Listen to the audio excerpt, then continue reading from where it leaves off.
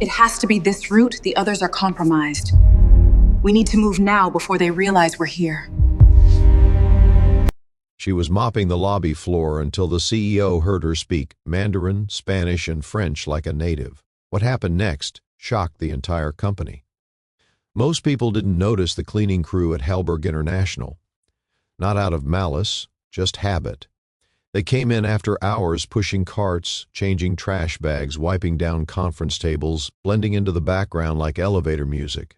It was Monday morning in downtown Fort Worth, Texas, and the company's main lobby buzzed with shoes clacking against tile, people tapping on phones, talking deadlines, and clutching coffee like it held the answers. Jonathan Kellerman, the company's CEO, was halfway through his walk from the parking garage to the 18th floor executive suite when he heard it. A voice, but not just any voice. Fluent, sharp, and rolling through a language he hadn't heard since his last visit to the company's Shanghai office. Mandarin. It stopped him cold, not because it was Mandarin, but because of who was speaking it. He glanced around, thinking maybe one of the international sales reps had come in early, but then he saw her, a woman in a burgundy janitor's uniform, her short twists pulled back into a ponytail, standing near the touchscreen lobby directory. She was mid-con conversation with an older man in a navy jacket and thick-rimmed glasses who looked confused and relieved all at once. She was gesturing calmly, her voice warm and firm, directing him toward the elevators. Kellerman narrowed his eyes. He'd seen her before, passing through the halls after late meetings, always polite, always quiet, never made eye contact unless spoken to. He didn't even know her name. But here she was, effortlessly translating and explaining building logistics in a language most Americans couldn't even pronounce correctly. He took a slow step forward. As he got closer, she wrapped up the Mandarin conversation and turned toward a delivery man holding a music clipboard. She said fluidly, switching into Spanish. The delivery man blinked, "Sí, gracias." Then just as casually, she turned to a vendor standing nearby looking at a set of mislabeled boxes. "C'est Mel Markel de Conference B as the l'autre côte," she told him in French, pointing with a faint smile. Kellerman's jaw clenched slightly, not from anger, but from something else, something tighter, a pinch of guilt. He'd worked in global logistics for over 2 decades, led international expansions, hired translators, built cross-cultural training programs. Yet here, in his own building, the most linguistically gifted person he'd encountered in months had been scrubbing toilets just 2 floors below. He stepped forward, more curious than commanding. "Excuse me?"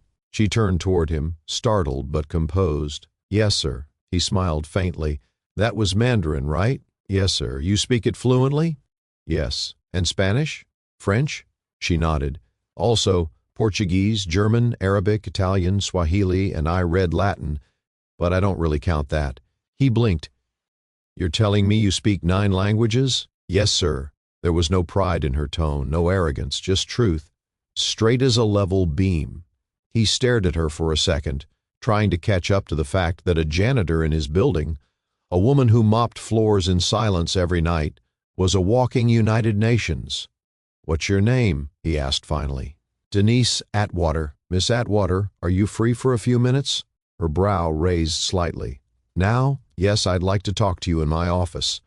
He noticed the look of hesitation, not fear exactly, just that built-in reflex people have when they're used to being ignored or underestimated. She slowly nodded. "All right." He pressed the elevator button, holding the door open as she stepped inside. Inside the lift, silence settled for a moment. "I've worked here for 13 years, she said suddenly as they rose toward the executive floor.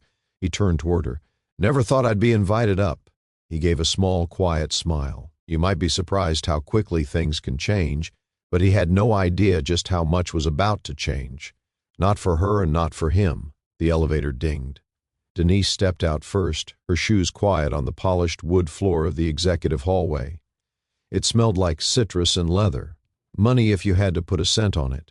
Kellerman's assistant glanced up wide-eyed at the sight of Denise beside him. He didn't explain, just nodded for her to let them through. Once inside the glass-walled office, he gestured to a chair across from his desk.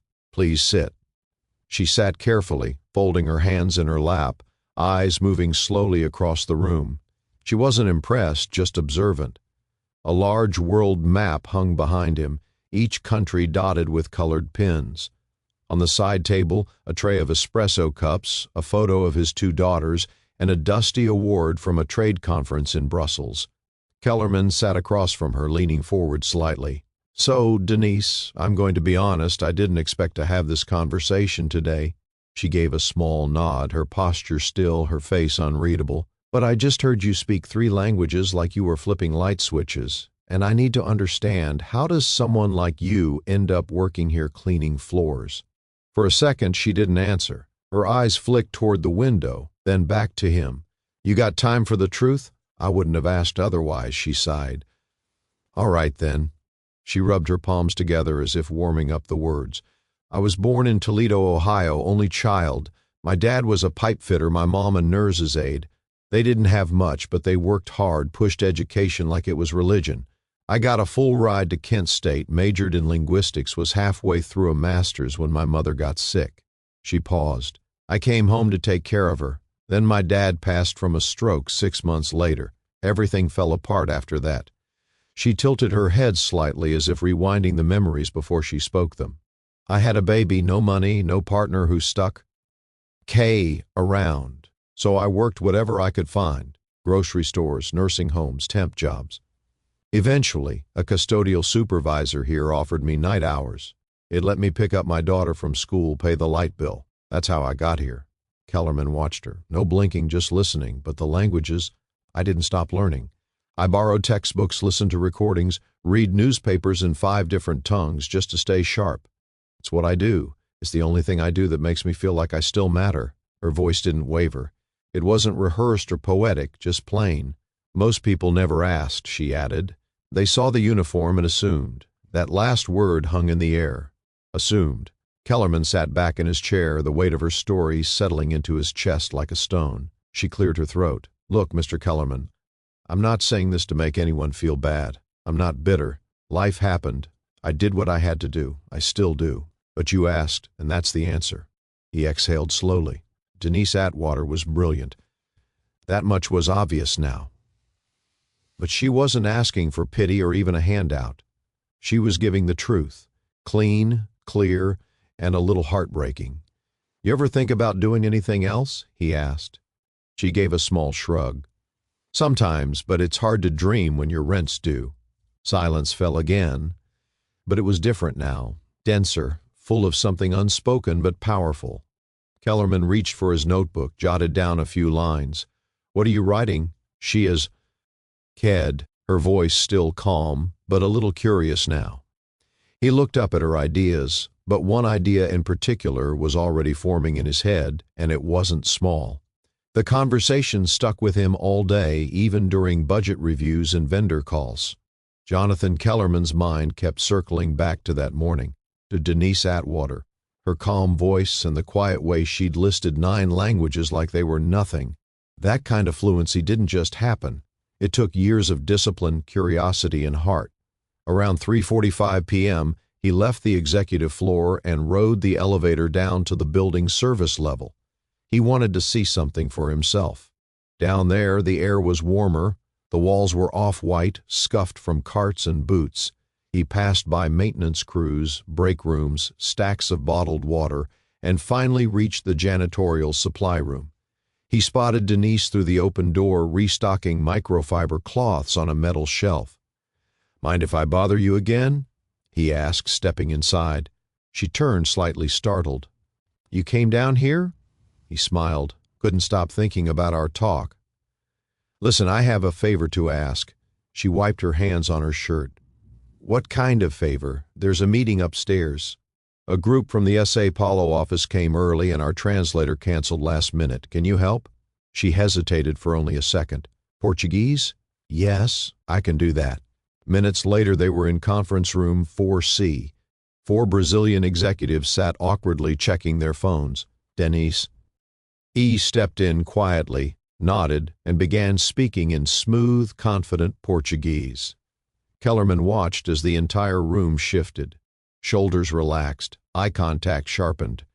She wasn't just translating, she was bridging a gap, making people feel seen. When one of the visitors cracked a joke in Portuguese, Denise responded with a laugh and a return joke that had them all chuckling. Kellerman didn't understand a word, but he understood connection. After 20 minutes, the meeting wrapped. One of the execs turned to him and said in English, "She's better than anyone we've worked with this year. Where'd you find her?" Kellerman looked at Denise, who was already stacking empty cups on a tray. "Right here," he said. Back in the hallway, he caught up with her. "You ever do professional translation before?" She shook her head. "Just help folks out in hospitals, government offices, things like that. No certificate, no time for school. My daughter needed me more." Kellerman nodded. "And where is she now?" "She's 26, nurse in Tempe, paid for school herself, stubborn like her mama."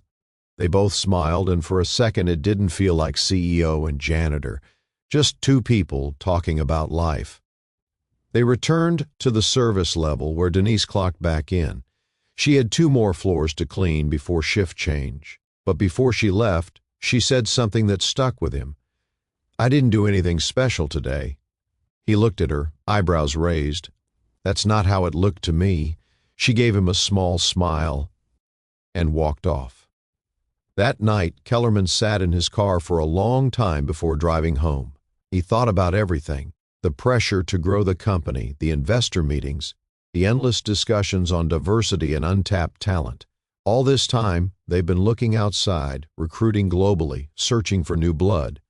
But sometimes the gold's already in your backyard. And once you realize that, the real question becomes, what are you going to do about it? The next morning, Denise's badge beeped at the wrong time. She had just finished wiping down the east lobby when her supervisor, Ron, tapped her on the shoulder with a look that wasn't exactly annoyed, but wasn't normal either. "Hey, Denise, Mr. Kellerman asked to see you again." She blinked. "Did I do something wrong?" Ron shook his head. "He didn't say, just told me to send you up." She cleaned her hands on a towel and followed the same path she'd taken the day before, only this time everyone in the building seemed to notice her. People she passed looked up, some whispered. One of the receptionists even gave her a polite smile like she knew something Denise didn't. When she walked into the executive suite, Kellerman stood near the window, sipping black coffee and staring out at the skyline. "Come in," he said, not turning around yet. She stood quietly by the door until he faced her. "I've been thinking," he said, placing his mug on a coaster, "about talent waste. How many people never get a shot? Not because they're not G.'d, but because nobody looks twice." Denise said nothing. She didn't trust easy praise. She'd seen too many people talk big and do little. "I want to create a new position," he continued, "one that didn't exist before, something this company badly needs even if we didn't know it." Now she furrowed her brow. "For what?" "Cultural liaison for international affairs, someone who can speak the languages, read between the lines, handle visitors, vendors, documents, all the global touch points that we're constantly fumbling through." Her mouth opened, but no sound came out. "You're qualified, probably more than most of the people in our leadership team, honestly. And you've already proved you can handle it with grace, patience, and brains." She stared at him, eyes narrowing slightly. "This real?" "As real as it gets. I don't have a college degree. You have something better. Lived experience, commitment, and fluency in 9 languages. You think I care about a piece of paper?" She shifted her weight, still unsure. "Why me?" He looked directly at her. "Because I watched you solve 3 problems in 3 languages before 9 a.m. yesterday. Because I'm tired of walking past people like you, people doing twice the work for half the credit." Denise crossed her arms. "You know what people are going to say. I don't care." She stared at him a long moment, then let out a slow breath. "I've never had an office job," she said. "Never had a title. You'll learn fast. I don't have a wardrobe for this kind of thing. I'll have HR send a clothing stipend." She gave a dry chuckle. "You thought of everything, huh? I'm trying." A long pause stretched between them. Then Denise asked softly, "What about my shift downstairs? Who replaces me?" Kellerman smiled. "We'll find someone, but no one can replace you." For a long time, neither of them spoke. She looked down at her hands, then back at him. "You sure this isn't some kind of favor?" He shook his head. "This is overdue recognition." She bit her lip, eyes glistening, but she blinked the tears away before they fell. "All right then," she said, voice firm. Let's see what I can do." He extended his hand. She shook it. It wasn't just a handshake, it was history being rewritten. But what neither of them expected was how everyone else in the building would react. By Wednesday, the news had traveled faster than the elevators. Denise Atwater, the janitor from the night shift, had been promoted to an executive-level position. Nobody knew the full story, just whispers. That she spoke a bunch of languages, that the CEO himself had chosen her, that she might have some kind of secret background, maybe government work, maybe even undercover. The gossip bounced from cubicle to conference room. Some folks were curious, some smiled, said, "Good for her," but not everyone was clapping. In the staff lounge, 2 marketing assistants leaned close over their salads. "I'm just saying," one whispered. "I have a master's in international business, and I've been waiting 2 years for a promotion. This lady was scrubbing urinals last week."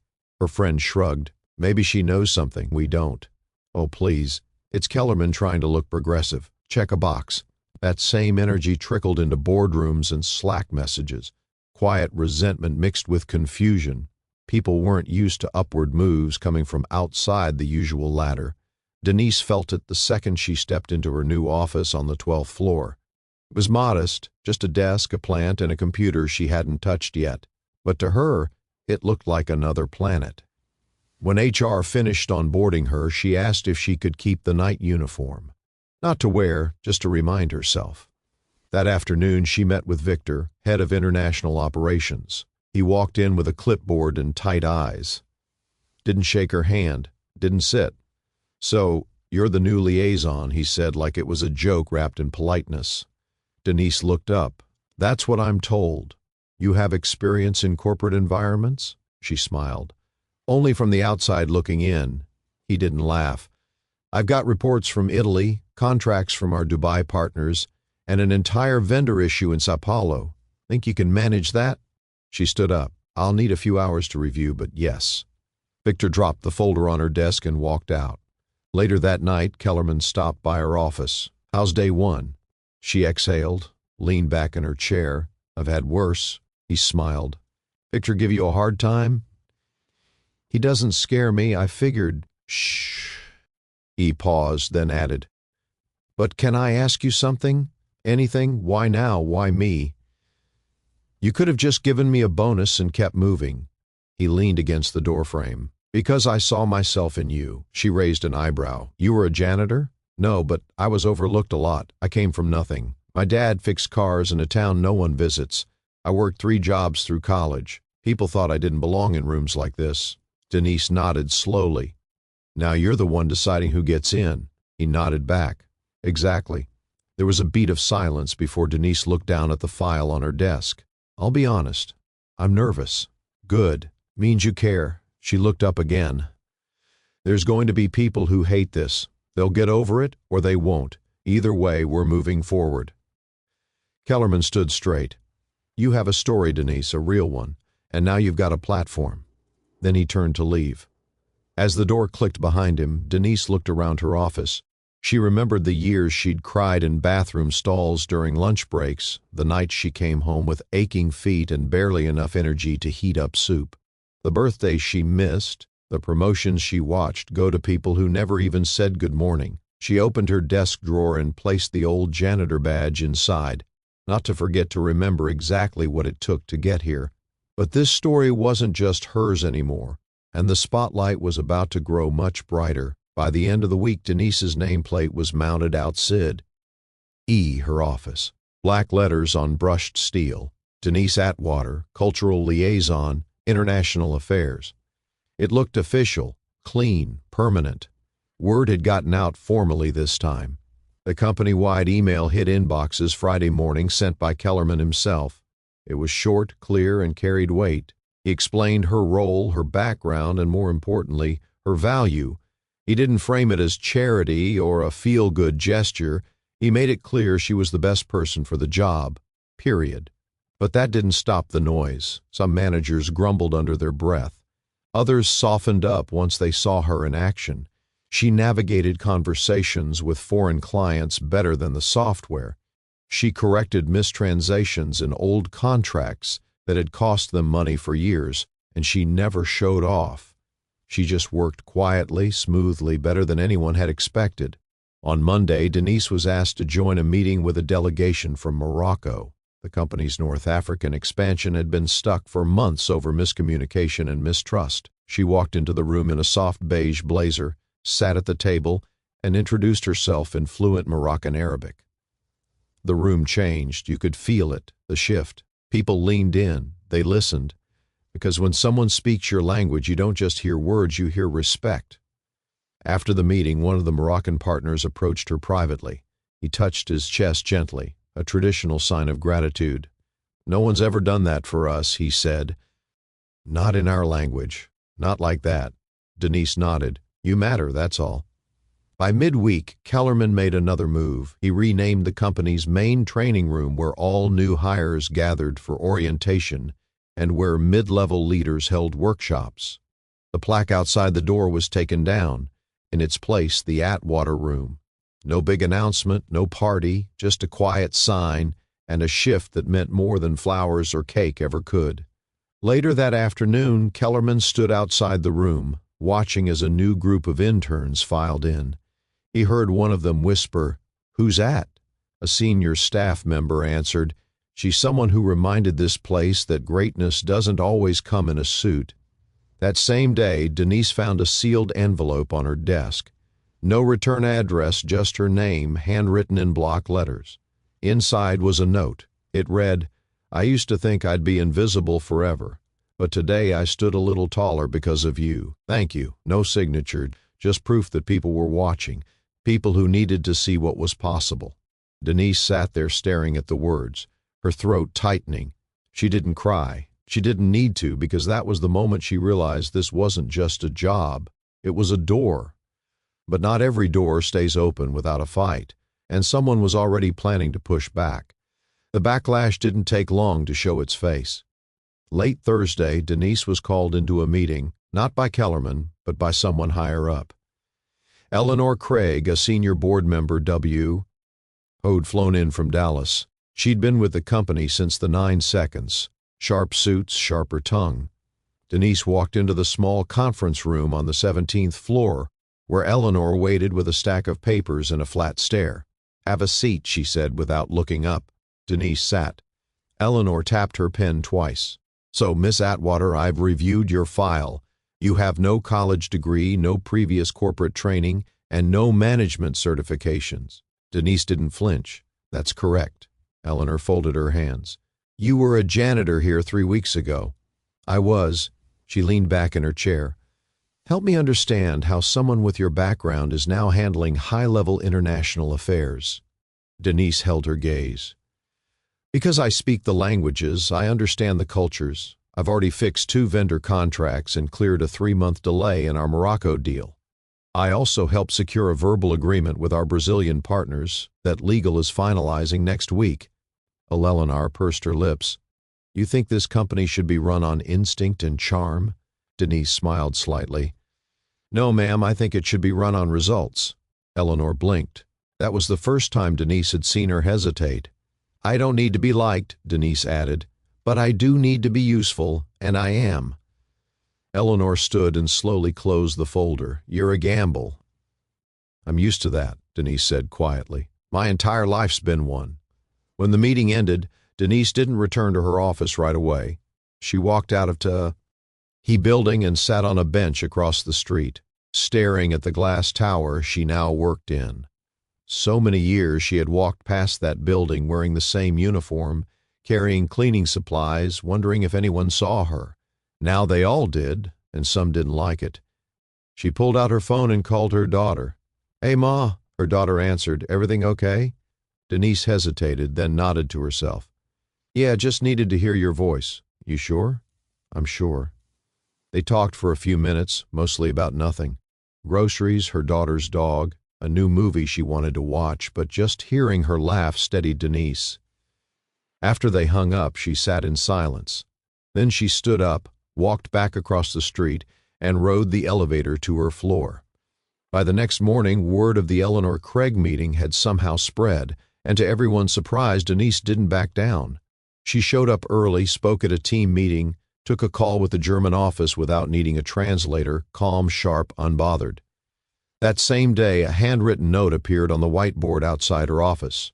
"We see you." No name, just 3 words that meant the world.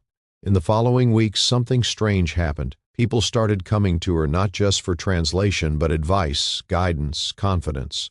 She became the person people went to before they pitched an idea. She'd sit with interns and give them tips before big presentations. And she never talked down to anyone. One of the interns, a Vietnamese kid named Bao, asked her, "How did you learn all those languages?" She smiled, 1 word at a time, "Same way you will."